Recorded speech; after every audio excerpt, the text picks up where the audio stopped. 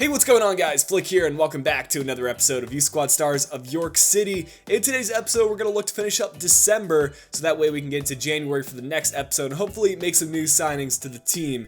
And I just want to re-emphasize the way I want to move forward with new additions to the team. Outside of Youth Academy players, I am open to signing regens. However, I want to restrict myself to only signing one free agent during each transfer window. I don't have any interest in looking at other clubs and finding regens on other clubs because, in my opinion, it makes the career mode a little bit too easy for my personal taste. Of course, there's different ways to do it, but this is the way I want to move forward in this career mode. But we will start by simulating this match in the FA Cup. I have no interest in the Cup games this season, and then we're actually going to play against Bristol Rovers in the league, simulate against Scunthorpe United, play against Leyton Orient, and finally play this match against Bradford City. I thought we would start things off with the squad report because it is the start of the month, and Klinger is currently up +7 and showing great potential. I don't really plan on selling him because we're only going to add free agents to this team, so the only spending that I need to worry about is for new scouts and higher rated scouts, but I feel like if we sell off our real players, then we should be able to accumulate those funds. Cole Harvey is up +5 and he is now hit 60 rated, so he does show a potential and he is showing great potential. EC Montmirad, another one of those center backs that are over 60 rated, +4, and he is also showing great potential. Zindilis is a new addition to the team, therefore he hasn't had too much growth yet. Javier Fernandez, 49 rated, but he has truly been impressive for me in the last couple episodes, and he is growing in his physical attributes, so he could be one of those players that just get a lot of growth and eventually he'll catch up with the other higher rated guys. Victor Soriano is up +5 to a 46 rating. Mayland up +2 to a 52 rating. And here's Kaya still growing in his physical attributes, up +1 to a 54 rating. Tito Cifuentes growing across the board, up +1 and at a 55 overall rating. And here's Gustafin showing some really nice growth, up +3 and to a 48 rating. Laura Ramos was our free agent signing at the beginning of the season. He's up +1 and he is showing great potential. Nacho Camacho increasing by 5 up to a 57 overall. Here's Sergio Branco going up +3 to a 57 rating. Francesco D'Italio is still showing some good growth, up +2 to a 68 rating. Here's Valerio Segura up +5 to a 50. We have Sadami back from injury. He's up +4 to a 55 rating. Finally, we have Adriano Guerra up +1 to a 52. So I went ahead and simulated this match against Bristol Rovers, and unfortunately for us, we did win in the Cup, which I guess is good for our objectives, but we're going to have to get another fixture in the FA Cup here pretty soon. It's time for our second monthly scouting update from China, and starting things off with the 63 potential player, 69 potential, 75, 70, and finally an 88. Before we get into the game against Bristol Rovers, I thought I would showcase our Youth Academy. We have 3 players in there as of right now, a 59 overall left back, 80 to 94 potential. Then we have a center back, 60 overall, 79 to 94 potential. I think he's a good player, but I'm going to let him stay in the Youth Academy for a bit and grow because we're pretty good on our defense, and I don't really see the need to promote him for right now. And finally, we have a 44 overall center midfielder, 76 to 90 potential. Here's a look at the league table. We're currently sitting 4th with 35 points, and we did just beat Bristol Rovers in that FA Cup game, and I think here's the reason why. They're currently sitting 23rd in the league. Here's the team we're going to roll with for the first match of the episode, and I'm pretty happy with how the team does look. Klinger up to a 74 rating. The team is fully rested. Every reason that we should pick up a win. Here's the Bristol Rovers lineup, and we're right back to the 5 at the back formations. It was only a matter of time, but hopefully we can break it down and get some goals. Oh, Cole Harvey gets the ball taken from him, and wow, we did not concede there. I thought that ball was a goal right there, but we'll take a look at this replay. It must have just skimmed over the crossbar, and we luck out right there. Chance here for Bristol Rovers. We're going to need to get over there and try to stop this counterattack. It's been a pretty slow 30 minutes thus far. Bristol Rovers have brought players forward, and they're a big save by Klinger. We're going to scramble and clear it away, and that was the first actual chance that Bristol Rovers have had. This is a chance for Bristol Rovers to finally create a chance, but Laura Ramos takes it away. We lose possession way too easily there. Nothing has really happened in this first half, and now Taylor on the ball, playing it out to the left. They're going to keep it in bounds. The cross sent in was decent, and now they're going to play it back in. That apparently didn't cross the line, but the header is a goal for Bristol Rovers. And we have to wait till the 45th minute for a chance to actually be creative for either team. Let's take a look at this. I thought that was over the line, to be honest. And we'll take a quick peek Surely that was over the line. On a second look, maybe the entire ball didn't cross over, but it was awfully close. Regardless, it was a goal for Bristol City, and we're going to have to change things here in the second half. That is, unless we can score a kickoff goal, but the ref isn't going to let that happen. We're going to go to the halftime break, take a look at the match statistics, and see what we can improve upon. Bristol Rovers probably had a few shots, but none of them really tested out Klinger too much. Yeah, they were dominant in that first half. 58% of the possession, 4 shots on target, which is a stretch because those were long distance efforts, but we definitely need to create some opportunities here in the second half. Some good play here by Bristol Rovers. They go with the long range effort. Klinger's going to collect it easily, and that's the kind of shots they've been having all game. We just need to connect some passes together now. D'Italio getting the ball in the wing. He sees Sadami inside. He will play it to him. And can we get one more pass? This is a decent chance for us. Bronco going to play it out to the wing. And hopefully we can cross this one in. Gustafsson on the ball. He's going to whip it in. And he's going to try to find Sadami. He's going to flick it back into D'Italio. That one is temporarily cleared out by Bristol. We've got to make some changes to our midfield, and Segura is actually going to be brought on for Sadami, and then what I'm going to do is put D'Italio at the striker position. I feel like that's our best chance at creating a goal. And then in terms of our center mid substitutes, Kaya will be coming on for Guerra, and I think Mayland will be coming on for Camacho. Fernandez with a throw in, and we might be able to play together some passes. Already, a chance for Bronco. It's going to fall over to Laura Ramos. He's going to play this one inside to D'Italio. Actually, it's Segura who's just been subbed on. And the finesse shot on the near post nearly worked out for us. It's off the post and unlucky not to score there. Big steal here by Fernandez. And the ref, you're not going to give us a chance to get back into this game. He wanted Bristol Rovers to win this match. And really unfortunate not to have gotten a draw. We had 2 clear-cut opportunities that we could have tied the game up. Well, let's take a look at the match stats and see how dominant Bristol Rovers actually were.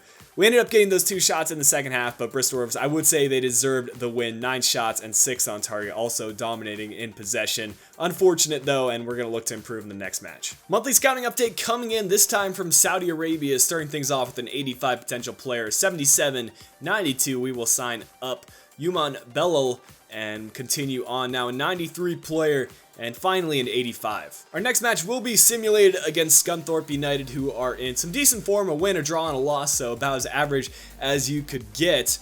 And we'll see if we can manage to pick up a win at home after losing that previous match against Bristol Rovers. 24th minute, couple yellow cards is the only action that we have seen, and still scoreless going into the halftime break. Now in the second half, we'll see if we can get a goal, and it's Gustafsson, our right back, who actually gets it for us. And now in the 70th minute, can we hang on for this result? We make a few substitutions, and Williams equalizes in the 84th minute. That's heartbreak for us, but hopefully a draw will allow us to remain our current league posture. We also have a monthly scouting update from Australia, and our first player from Australia is the 69-94 potential. Of course, we will sign him up to the Youth Academy, and again, 68-92. We'll see if we can go 3 for 3. Unfortunately, not this time. Our next match will be against Leyton Orient, who are currently sitting 16th in the league. We have dropped down slightly after a loss and a draw thus far in today's episode, and we're currently in 5th. Here's the starting 11 that we'll be going with for our next match. Pretty disappointing results thus far in today's episode. We'll try to turn it around here against Leyton Orient. And finally, we come up against a 4-back formation, so hopefully our forwards can break that down. We're going to have to rely on D'Italio, Sadami, and Bronco to work together and net themselves some goals. What is that from EC Montmirren? I don't know how we've given them this kind of opportunity, but we're going to try to close it down and try to defend. They're going to switch the play, and the volley was not a good one. We need to watch out for that kind of stuff. We can't be making mistakes against the computer. We are playing on legendary difficulty, and usually the computer takes advantage of that. D'Italio looking to throw this one in, and we will find Camacho. Now Cifuentes going to play this one around. This could be our chance if we can play it out to the wing. It just has to be a near post finesse shot, and it's saved by the keeper. I don't know why those chances aren't working. They usually do, but we're going to have to use other methods to score some goals. Here's McCallum on the ball. He's going to whip it in for Leyton Orient, and it's a goal. Of course it is. We're just playing so poorly. I don't know whether it's the team, whether it's the game, or whether it's just me playing poorly today, but we're just not creating chances, and we're playing subpar defensively. Chance here for Leyton Orient once again. We need to defend the shot, and Klinger with a good save. Come on, boys. Let's get on the counterattack. There's only 3 of them back, and 3 of us forward. Come on. We need to do something with this chance. Sadami looking to use the wing. He's really not presenting many options for himself. We're just going to work this around. Camacho spotting out the pass to D'Italio, and Pazio steps in, and it just won't be working for us. I'm going to be real with you guys. This has been one of the worst 135 minutes of FIFA I have played all year. We only created 3 chances in that first half. To be fair, we were equal on the statistics, but Leyton Orient goes into the half with the lead. Hopefully, we can switch things around in the next 45 minutes. 25 minutes left in this game, and we're going to try to make some substitutions and spark up the team a little bit and the energy levels. Guerra will be coming in at the right wing spot. We're going to have Mayland coming in for Cifuentes, and finally, we're going to bring Kaya on for Camacho. Here's Fernandez on the ball. Can we finally get this goal? We slip it through to Sadami, and there it is. We finally score a goal, and maybe this will allow us to score some more because nothing seemed to be working for us in the last 150 minutes or so. But finally, Sadami with a good finish. Gonna finesse that one inside, and hopefully I can get some goals for you guys now. All of a sudden, we can steal the ball away, and the players seem faster than they were before. We're gonna play this through to Sadami, and he has D'Italio in the middle, but he's gonna play this one around. Now a fake shot with Kaya. He has a person on the edge. It's going to be Laura Ramos. Just bang this one with your right foot. The finishing is not where it needs to be. Corner kick for us in the 90th minute. It's a chance for us to get this 90th minute winner. Can we get a head on it? It's cleared back out to the corner flag. And we have options in the center. We're going to use them. It's Mayland. Losing possession, but he gets fouled. It's a free kick opportunity just outside the box. Of course, we're going to let D'Italio take this one. He's going to get just over 2 bars of power. Can he get it on target? No, it's not the best free kick. And we end this match at a draw. At least we can take a point away from it. And we played better than our first game, although not much better. Just that moment of brilliance that Sadami was able to score. But looking at the stats, we created more chances. We hung on to more possession. And I was pretty happy with how the team played. Our last match of the episode will be against Bradford City. I've had to make quite a few changes to our starting 11 due to fitness issues. This match was like 2 days after the previous one, but I feel like our team performance in the first 2 games has allowed us to build up to where we are right now, and hopefully we can end off this episode with a win. And this should be an interesting fixture. Bradford City just under us in the league, so they will be looking to overtake us. And we'll see what kind of lineup they are rocking in this game. Here's the Bradford starting 11, and looks like they've gone with the 4-4-2 formation. I am familiar with a couple of those Bradford players, and I know they can be dangerous. We're just going to look to get this one inside the box and hope that we can win a header. Camacho playing it in, and we do get a header. Kaya with the chance. He was onside as well. So unlucky for us not to have scored right there, and that kind of sums up this episode. Playing the pass to Kaya. He's got Sadami here in the middle. And he has the through ball opportunity. Segura with a good touch, gonna go cross body, and that is a fantastic finish for a player that isn't even 60 rated. That's what we needed in this match. We needed someone to step up big, and Segura, in the one start that he gets when D'Italio is not playing, he has stepped up big. That's not a good clearance. Oh, that's a mistake by our defense, and Klinger coming up big. We can't be making those kind of mistakes. I know I'm not going to be able to score many goals in this match, so we can't be making defensive errors like that one. Oh, we got to clear this one away, and Bradford City finally get that goal that has kind of been looking like it would happen for a while now. And we're lucky to have hung out this long for 34 minutes and not conceding, but now they have scored. And Klinger has done well up to this point, and just unlucky for that second Bradford City player to be there. We tried clearing it away, but they just flicked it on and managed to score. Another chance here for Bradford City. It's Morais waiting for the attackers to get inside the box, and it's a big tackle by Cole Harvey. He wins it back again, but eventually it's sent in by Bradford City, and that is basically 2 headers that they have scored. They've got big players inside the box, which makes it very difficult for us to defend, and now they've got the lead going to half. Here are the halftime statistics. We played alright to start off the game, but since we conceded that first goal, things really went downhill for us. Bradford City winning the possession, winning in the shots. We need to get some goals. We're just going to look to string together some passes and try to hold up the play, not trying to force anything, but rather waiting for the opportunities to present themselves. Now Camacho playing it back to Fernandez. He has an option here in the middle. He will use it. And again, this could be a chance for us. Guerra spots that run in the middle and not just steps in front of it and clears it away. We're going to be making a few substitutions. I'm bringing D'Italio on and bringing him on for Sadami, who's pretty low on his fitness. In terms of our center mids, we don't have a lot of players that could be subbed on. Soriano is going to be brought on despite his low rating for Guerra, and then I think I'm also bringing on Laura Ramos for Nacho Camacho. Here's Fernandez finding Laura Ramos. Now we're going to play it in the middle. Another pass, and once again it's D'Italio. Good fake shot, creating space, and the finesse shot going wide. With only 8 minutes left, I'm going to go all out attack, guys. There's no reason not to, and we might be able to get a goal on this opportunity. We have the option inside, and it's D'Italio. Gonna use a little LT-RT, waiting for his attackers to come join the attack with him. Now Kaya, playing it over. Laura Ramos, playing it back inside. One more pass.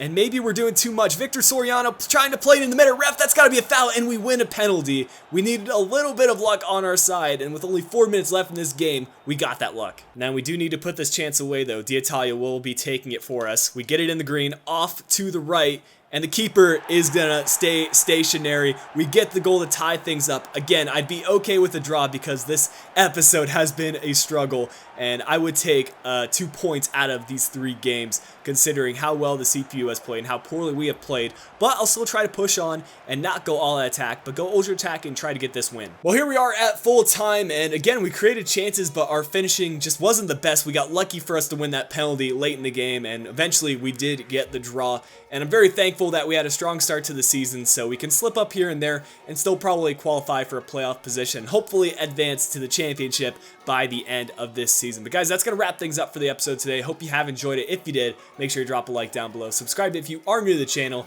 And until next time, this has been Flake. I'll be talking to you guys again soon.